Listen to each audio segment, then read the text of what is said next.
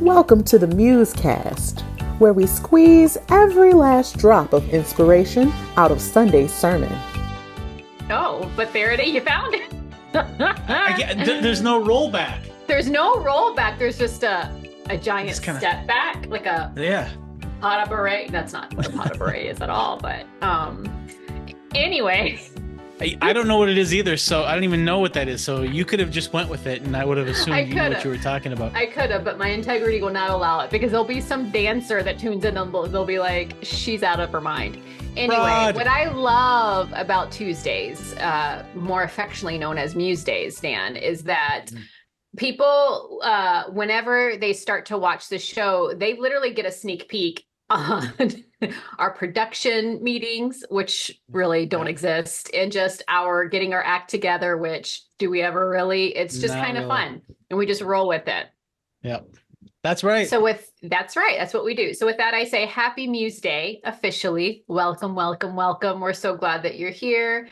He's Dan Kent. I'm Shawna Boren. He's got on brown sugar. He's standing. So I'm going to have to, I don't know what's going on. Like, is this, I don't know. I need answers. I'm nosy. I need to know why are you standing?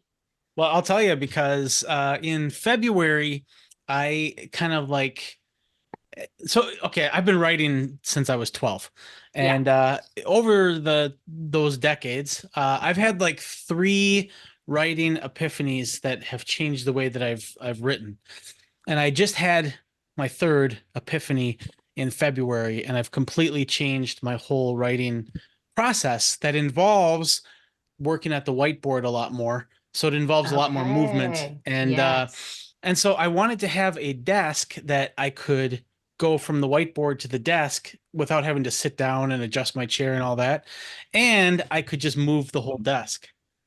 So I have this standing, it's a workbench that you can, lower or raise, and it's on wheels, so I can move it around. And I spent my weekend kind of reorganizing my entire life around this writing. Yeah. So now I have a standing desk. It could also be a sitting desk, but your files look a bit more organized behind you as well. Like, Dan, you did some spring cleaning. You know how it is. Once you change one thing, you end up changing 3 other things, and then you realize what a mess your life is. And so then you spend the weekend cleaning. And there's like the amount of dust that accumulates on like printers and on cables and stuff like that. It's unbelievable. It's crazy. It's amazing that the whole planet isn't just dust. I don't know how that works, but it's wild. Yeah. But you were going to say something. Yeah, I interrupted you. Yeah, I don't remember exactly what it was, other than talking about your desk up and down, rolling around. Oh, this is what I'll say. This is what it was. If you've ever thought about getting a standing desk, if you go to like an office supply store, this is like extra. This is so bonus for MuseCast listeners. I mean, I'm saving people money here. This is for the VIPs. Yes. You can go to like Office Depot or Office Max or whatever officey place you go to, and you can get a standing desk, and they have like little electric buttons, and it will go up and down and stuff like that. And they're like $800 to $1,000, Insane. Yeah. And they're not that, I mean, the quality's not that great, You can go to a hardware store, Lowe's, Home Depot, and you can get a workbench that's like solid wood and gorgeous and has a little crank. It's like $250. So that's the way to go.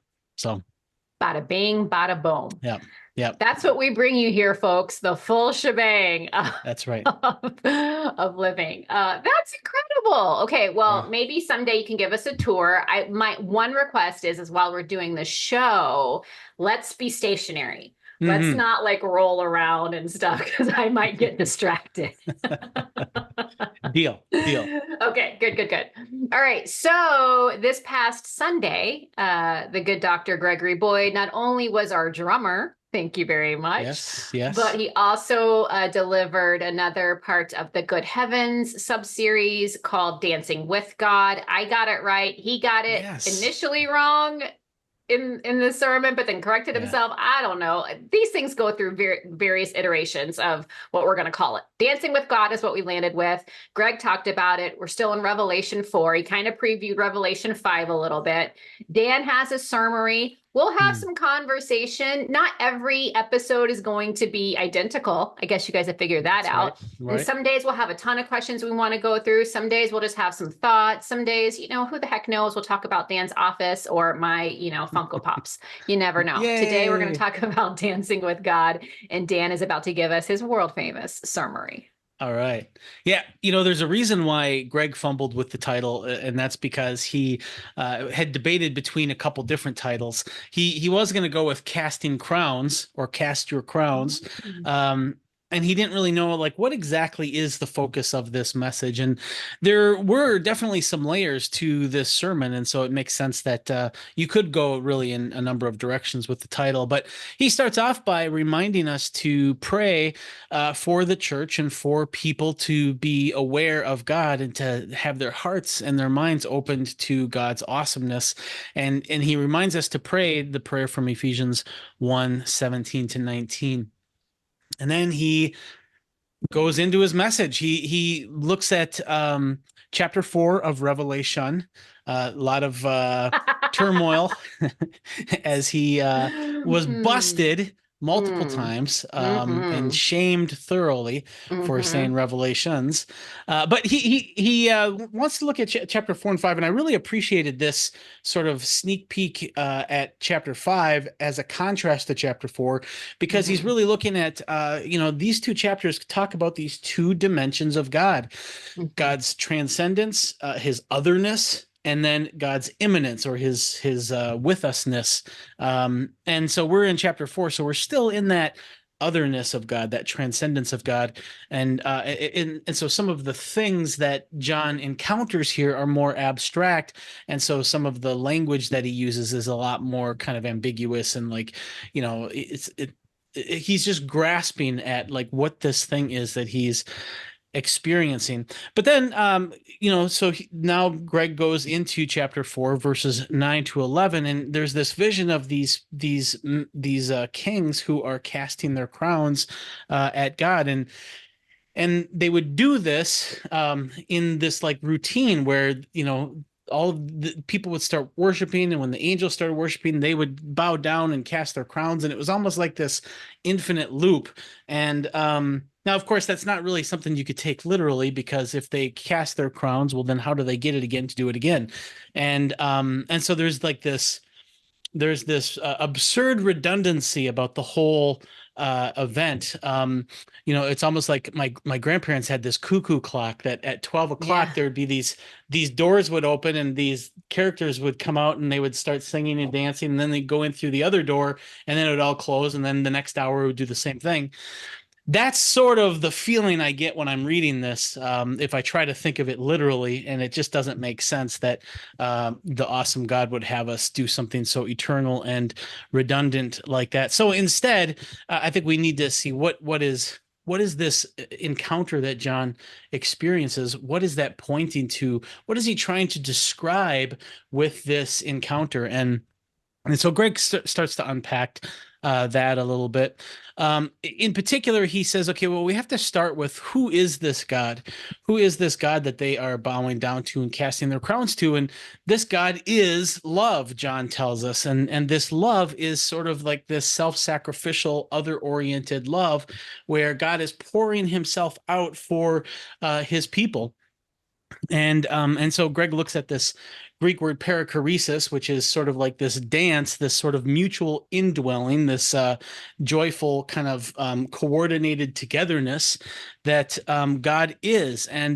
And we're invited to participate in that. And part of that is that you have to be kenotic. You have to be giving. And that's exactly what you see with these kings, is that this precious thing that they have, they're giving to God. And they're, in other words, they're joining in this perichoresis. They're joining in this otherness dance and this togetherness. And Greg just notes this is what the kingdom of God is we're all kind of we all have gifts, we all have power, we all have precious things, and we share those with the kingdom. And that's sort of what it is.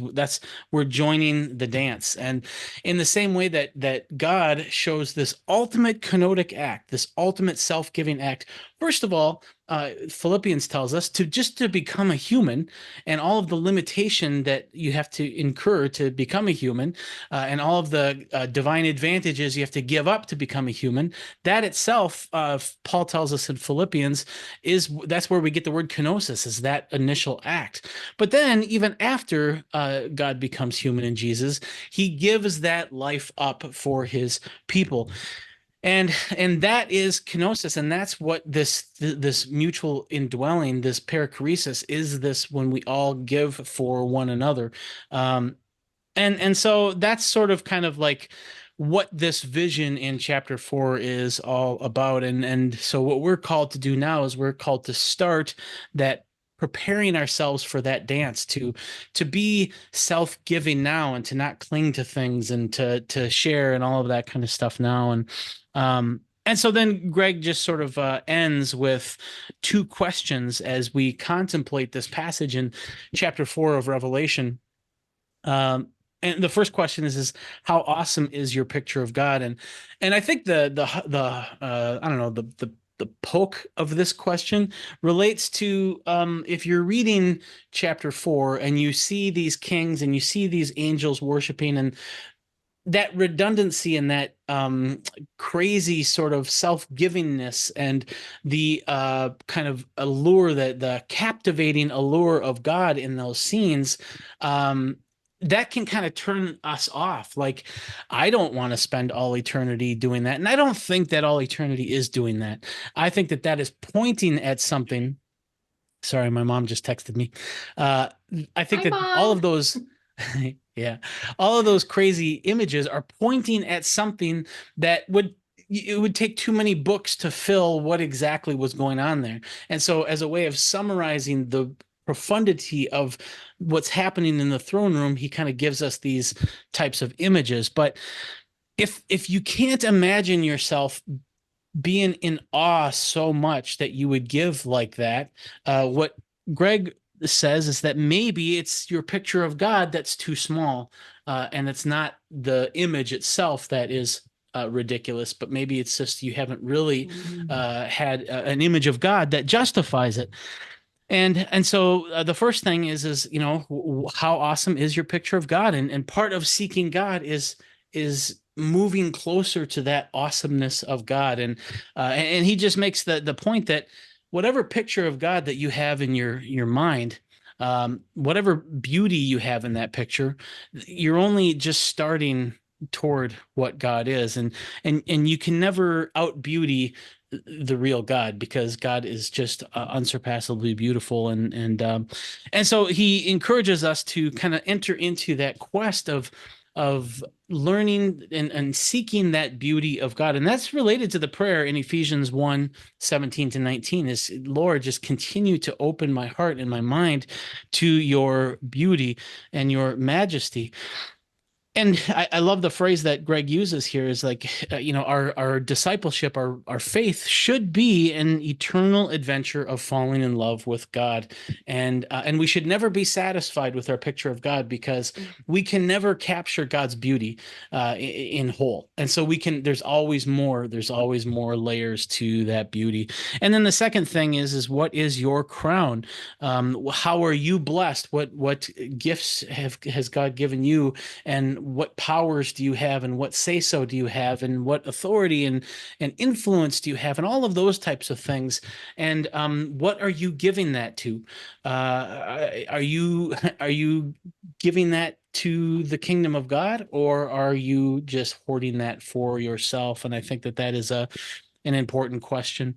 And then finally, he ends with a prayer to sort of pray that we might continue down this path. And that is my summary. It ended up going a little bit longer than I thought. And I think part of the reason why I went a little bit longer is because Greg had more time. And so he, remember last week? Oh, that was euphoric. Yes. I mean, he had everything all nicely organized and tightly there. Yeah. So this week is a little more wild. But what did you think of the sermon? I enjoyed it. I think it's really helpful because chapter 4 is so, like, you definitely have to use your imagination because it is so abstract. And just the fact that he doesn't even have, he can't even properly like describe the one with, so he's just like throwing out these like words and stuff just to describe the majesty of the one on the throne. And so I think it's good. First of all, we're not going to skip anything, so of course we're going to go through this. That's not my point. My point is I think it's great just to kind of be out loud about that and just say, this is very abstract, and you are definitely in this first dimension of God, where it is very transcendent, it's very big, it's very majestic. And how do you even put that into words, knowing that we're moving into chapter 5 when you are talking more about his closeness and his nearness and Jesus the Lamb. And so I think it's always good to kind of repaint that picture, just kind of remind folks kind of this is where we are on the big trajectory of this series as a whole, and for sure this sub-series. And I love the challenge of seeing who the 24 elders were, and just seeing how what they laid down was really pretty significant, and tying that back to us in our life and making it a bit personal. That's why I say I love that challenge, because that's something I've had to reflect on. It ties into those two questions that Greg asked at the end. What is your crown was the second question. And I'm still kind of processing that and thinking through that, because honestly, when I think of that, I think like when you think of what is your most precious, what is, like, for me, it's the people in my life. And so then what does that look like to offer them without sounding like we're in a cult and like sacrificing people, you know what I mean? So I'm still kind of going through all of that. Maybe you can help me later, Dan, with it. But yeah, so just the 24 elders, and I what I really appreciated about Greg's sermon was there were just these little teaching moments, right? To where we maybe have these thoughts or these questions that we've never talked through, but I feel like he addressed those. So just like the 24 elders, like, yeah, the repetitiveness of them getting up off their throne, walking over, laying down their crowns, bowing, and then like, and so I love that he talked through that, because literally in my brain, I had the same thing, what you were thinking with the cuckoo clock, like, how monotonous and almost like puppetous, like a puppet. And how is that wonderful or glorious or something to look forward to? And so I think in order to like get those internal questions answered, I love that Greg he just talked about it and addressed it and what it was and what it wasn't. And the fact that this is something that dignitaries would do as an act of surrender when they were captured, or like, don't kill me kind of like thing. But that's not what was happening here. This was actually like an act of love and joy and service. Mm-hmm. And so, again, a lot of like just little lessons throughout that, but ultimately just the reminder of, again, our picture of God, the vital importance of that. And then the challenge again of, however beautiful your picture of God is, that's still not beautiful enough, because he's even more beautiful. He's even more amazing. And to never be satisfied, like you said at the end of your sermon. I thought it was a great reminder, great challenge. I'm still, like I said, processing what it looks like, and what is my crown. Yeah, I'm really just, wanting to dive into that a little bit and figure that out on a personal level. But I did appreciate the sermon very much. Yeah. I think some of that imagery too is like, and this is something I've been thinking about, and maybe I'll just cut open a vein here right now and see what you think. Do it. But I think it was, I can't remember the church father who talked about this, but there's this sense in which, we can never experience the fullness of God because it's infinite, and so we're always getting closer. And I think that that's right. But there are two different ways that you can approach that, where, if you think of it as like you're getting high, like, you can only get so high, like you can only get like, no matter what drug you have like neurological limits on the euphoria that you can get from a chemical. And the danger of using drugs is that when like when you use a drug, it makes other things seem less fulfilling. Um, and so for everyone's experienced this. If you've ever been addicted to sugar, I don't know who here, if anybody here has been. I mean, who's addicted to peanut Who is M&Ms? I mean, addicted to yeah, sugar? right. I I mean, mean, hello, right? whoa. But or like soda, if you've ever tried to quit soda, like things like water and stuff like that is just so dull. It's so Yeah. dull because your brain has been jacked up here, and this is what it's expecting. And like normal things that normally taste here are actually now down here, and so the good and healthy things taste terrible. And so you have to like get rid of this, and this stuff will come back up. And I really think that part of the eternality, part of the cuckoo clockness, part of that perpetual joy is that we not that we continue to get higher highs, but that we continue to get better at living the way that we're supposed to live. And because what happens is the more you drink water instead of soda, the more you eat healthy food instead of unhealthy food, the better those things taste, and you can endure them and you can enjoy them. Because it's sustainable to drink water. It's sustainable to eat healthy food. It's not sustainable to just eat sugar all the time, even though it gives you a little bump. You can't eternally be eating sugar. You die that path, but you can eternally drink water and eat healthy. And so I often think of like part of the pursuit of God is continuing to unpack layers of that infinite beauty, but also learning the spiritual kind of disciplines and learning the who I'm supposed to be, and making myself sustainable for eternal fellowship with God. And part of that is actually sort of a modesty around a lot of things, and self-control and some of those things that you find in the scripture. And so I think that's part of the eternality, is that just finding that sweet spot where you can live the way that God wants you to live and dwell with God, and enter this perichoretic dance. So that's, I don't know if that makes any sense, but that distinction Yeah. between like stasis and always seeking a high, it's not like it's always seeking a high, Yes. it's finding that right spot. Right. Yeah, I think that's a great distinction to make, because this is not like this isn't a seeking more out of a sense of dissatisfaction, or you've gotten to the point where this doesn't do it for you anymore. That's certainly not what we're talking about there. And I do think there is something to the beauty of the relationship that we have, that he's calling us to, where we can just be still and be sustained and be satisfied.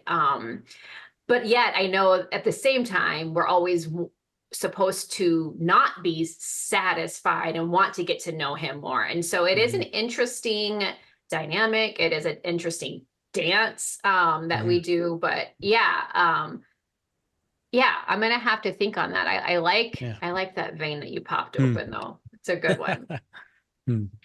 Yeah, and then I just, as Greg was talking about, this dance between Father, Son, Spirit, and it was a dance of love and a giving of self. And then that is what Jesus did for us, and that's what we are invited into. That for some people can seem just like, I can't even fathom what that would mean or what that would look like. And so a lot of this is going to take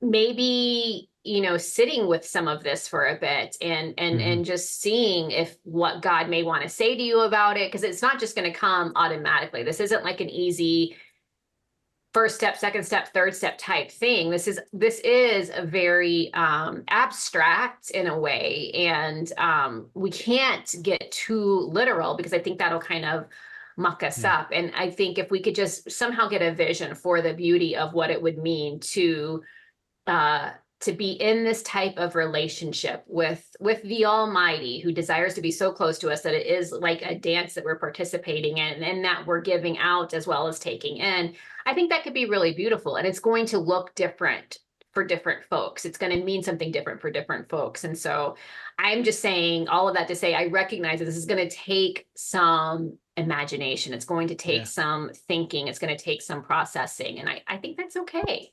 Yeah.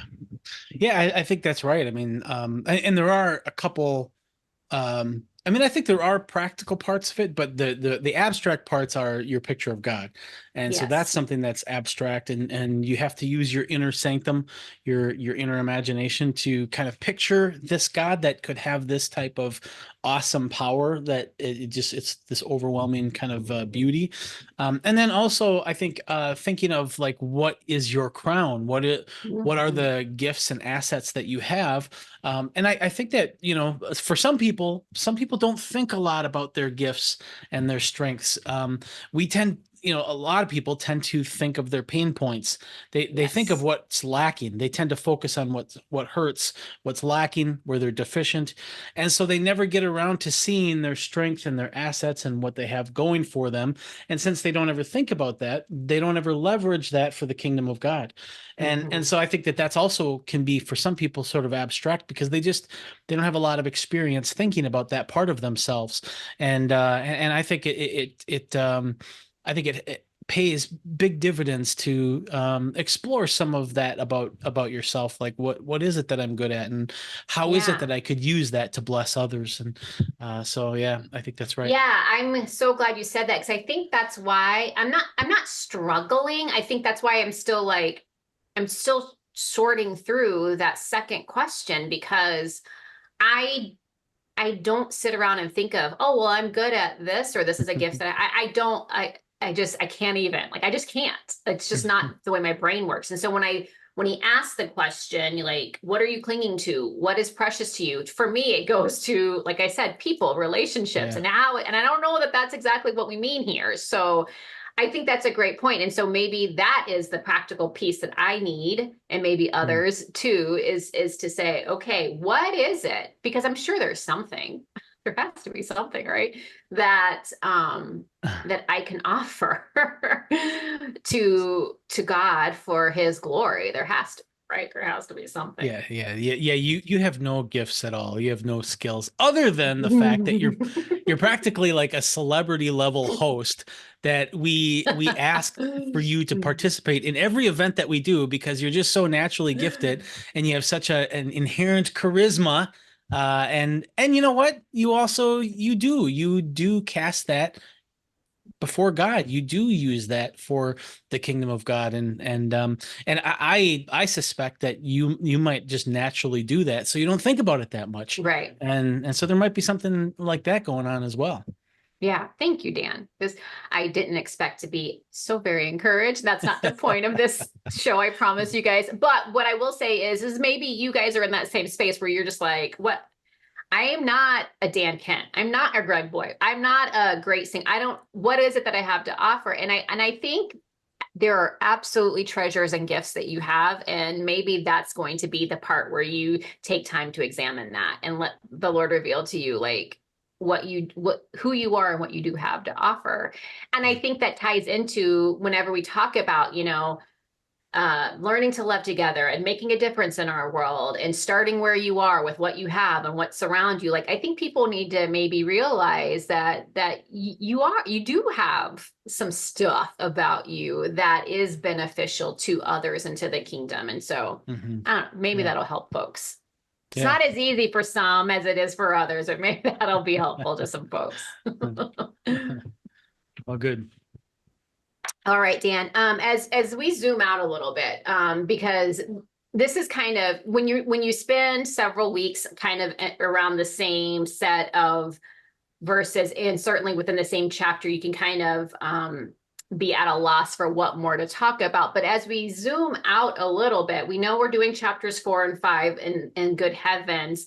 What is something that you are just really excited about us hearing as a community and leaning into as a community when it comes to what we have heard, and what we will be hearing in the coming weeks with this sub-series? Well, yeah, I guess unlike other series, I have not really been looking ahead as much with this series. Oh. I've been sort of like, I mean, Revelation is a complicated book, and it's a book Yeah. that and I've confessed this here before. I've sort of put on the back burner my entire Hmm. faith, and I haven't really devoted much of myself to it. And so I kind of feel like I'm, for the most part, as we've been going through this, I'm learning with everybody, and Hmm. I'm sort of like frantically waving my hands to keep my head above water. So I haven't had Yeah. the casual time to look ahead. The one thing I'll say that, and I don't know if we're going to unpack all of these things, but I think that the transcendence part, I don't want to leave that too quick, because I Right. think that I think that the transcendence part of God, that otherness of God, that part of God that's unlike anything in the created world, I think that getting a glimpse of that and trusting in that God is other than this world is really Hmm. important. And Hmm. I hope that we have time to explore that, because if for anything else, if you look at the world, if you look at creation, if you look at the universe, whatever, however you want to define that, um, there's no inherent hope there. Yeah. I mean, we see the inherent violence of nature, but even Hmm. beyond that, even if we could get our act together, and even if we could train all of the animals, and if we could solve cancer, and we could stop tsunamis, and even if we could do all of that, the universe is still dying, and the universe only Hmm. has so much useful energy, and every second we use some of it up. And we've got 1.5 billion years of energy, but the point is that there is no ultimate hope here. And Right. so our only ultimate hope is that there's something other than here. And so I hope that, maybe I'll end up doing the sermon on that Yeah. part of it. But that's what I'm looking forward to unpacking that a little Yeah. bit more. Yeah, I co-sign that, Dan. I'm so glad that that's what you brought up, because it is so important to have something beyond, to have a Yeah. hope in. It is so important to recognize that this is what we see, this is what we know. We've talked about this. This is what we can touch. This is what we can smell. Like this is our reality, but this reality can be pretty crushing when we focus on it, Yep. and to know that there is some things greater, and by greater I mean bigger, more real, more powerful, more true, than what I see and hear here, is so incredible. I was thinking about that when this past weekend, it's been kind of crazy for our family. My husband Scott was down in Texas. He had to move his parents into assisted living and memory care Mm. because they both have Mm. dementia and are progressing pretty rapidly. His dad is. And Mm. so he was down there, and they live on a farm. And so, moving them, that it's a deal, right? And so, but Yeah. in Texas, of course, this is tornado season. Yeah. And so he was awakened one night with the alarms, and they don't have basements. And so he went into the laundry room and got into a closet because that was like the most secure place. And, and I was just thinking of like, man, even nature and all of its beauty and majesty, and how we talk about it a lot, go touch grass and all of that. Like Yeah. Right. it betrays the heart of God. It just Mm. does, because it is a part of this fallen world. And that was a scary time. And I'm thankful that he was okay and it didn't like hit where he was. But there were people whose Yeah. properties and homes, and like there was devastation that happens, and that's Totally. terrible.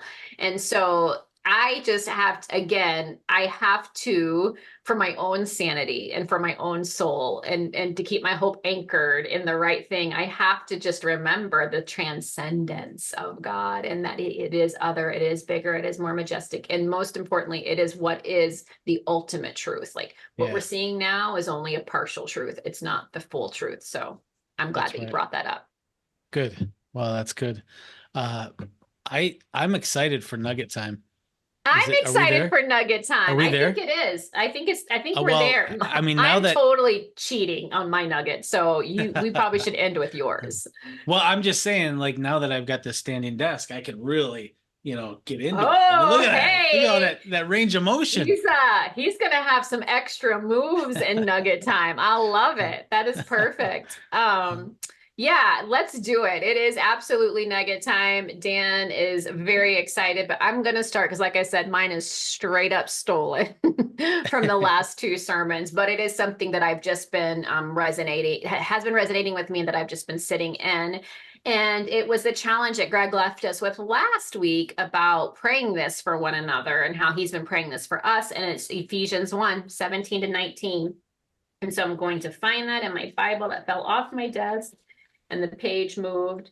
And then I'm going to read it. And I might even need glasses today. We'll see what happens.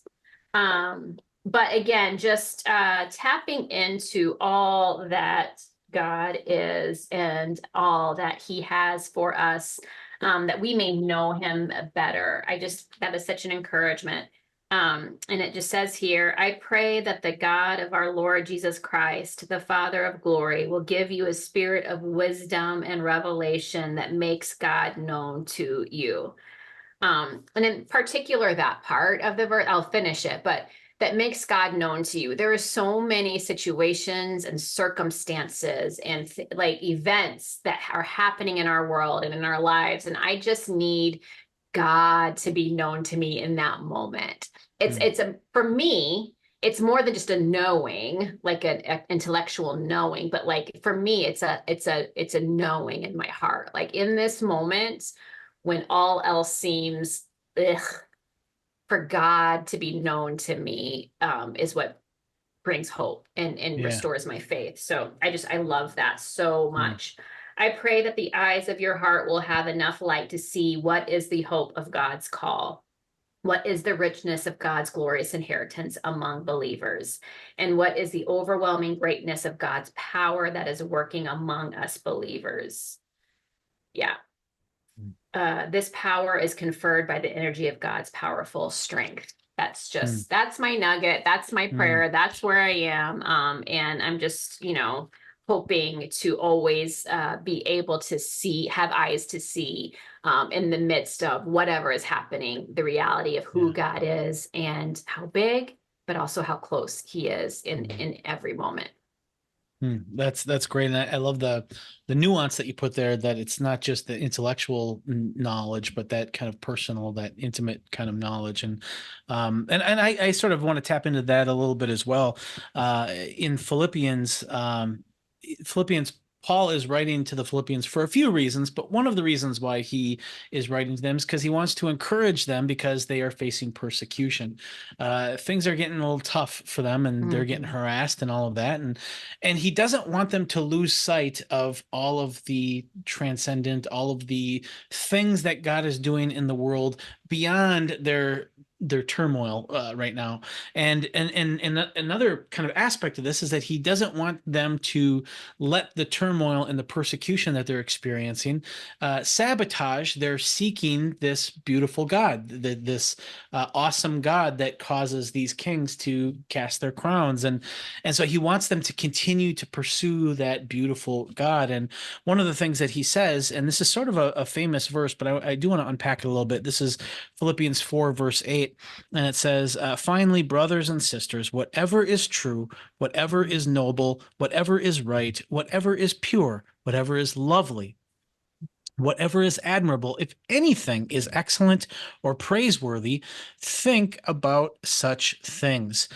And I think part of the reason for that, and Greg had this in his sermon, and he cut a lot of it out, but part of the reason for that is that to kind of get a picture of God, if God is perfect goodness, if God is perfect praiseworthiness, if God is perfect love, then you sort of get a glimpse of God when you look at things that are praiseworthy, loving, and good. And so as a method for continuing down that road toward that awesome God that captivated these kings so much in the throne room, I think what Paul teaches in 4:8 here is a good thing that we can do. If you see something praiseworthy or excellent, we know that God is down that way.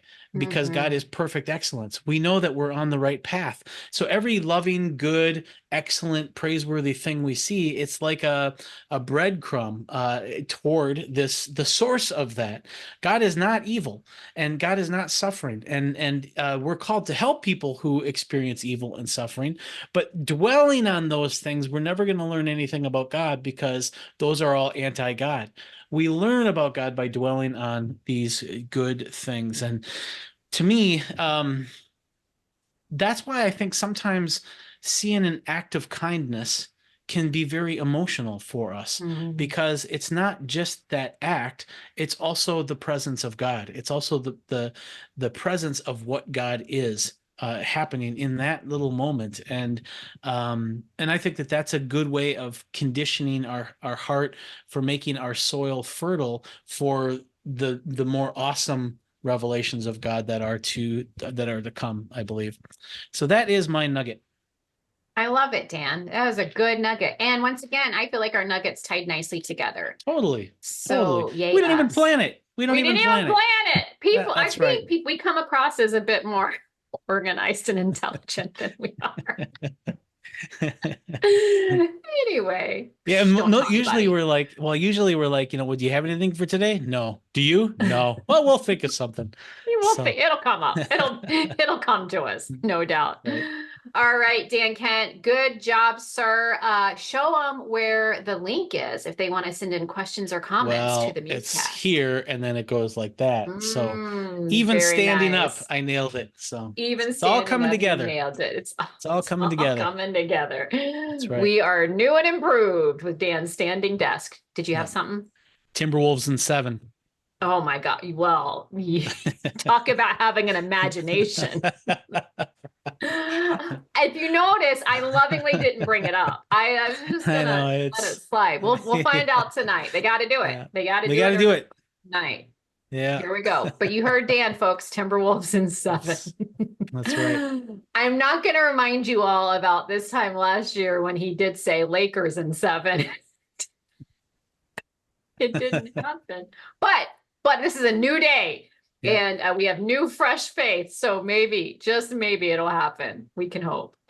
Have a wonderful week, you guys. Thank you for tuning in. Thanks for chatting. Thanks for being a part. We'll see you next week.